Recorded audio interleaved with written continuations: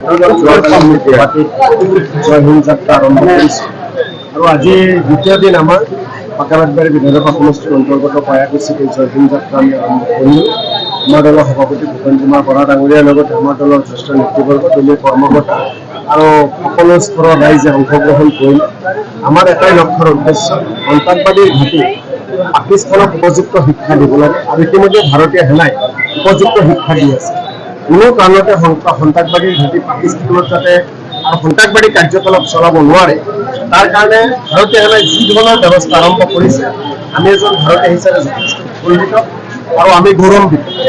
আমি সকলোৱে মিলি ভাৰতীয় সেনাক আমি সমৰ্থন জনাইছোঁ। ভাৰতীয় সেনাৰ প্ৰতি আমাৰ শুভেচ্ছা আছে আৰু আমাৰ প্ৰতিজন কংগ্ৰেছ কৰ্মীসকলৰ লগতে প্ৰতিজন ভাৰতীয় সেনাৰ লগত কি ধৰণে আমি সহায় কৰিব লাগে, গতিকে আমাৰ দলৰ নেতা মল্লিকাৰ্জুন খাৰ্গে ডাঙৰীয়া, ৰাহুল গান্ধী ডাঙৰীয়া, ভূপেন বৰা ডাঙৰীয়াই অসমৰ প্ৰতিজন কংগ্ৰেছ কৰ্মীক নিৰ্দেশ দিছে। আমি সাজু হৈ আছোঁ।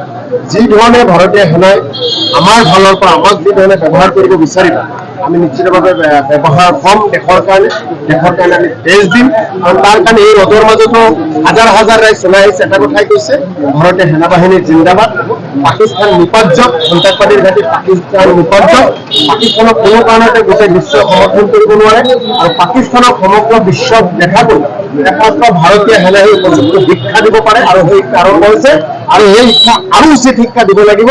আৰু আমাৰ বিশ্বাস যে ভাৰতীয় সেনাসকলে নিশ্চিতভাৱে পাকিস্তানৰ এটা সন্ত্ৰাসবাদীক বিচাৰি তেওঁলোকক নিপাত কৰিব। ধন্যবাদ।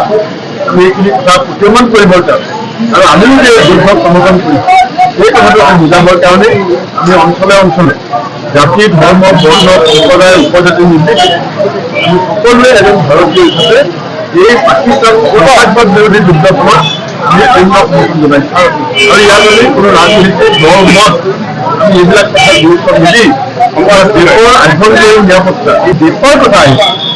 মোৰ দেশৰ নাগৰিকৰ জীৱন শান্তি নাগৰিকত্ব আভ্যন্তৰীণ নিৰাপত্তাৰ কথা আহিছে। ৰাজনীতি ডাঙৰ বস্তু নহয়, ব্যক্তিগত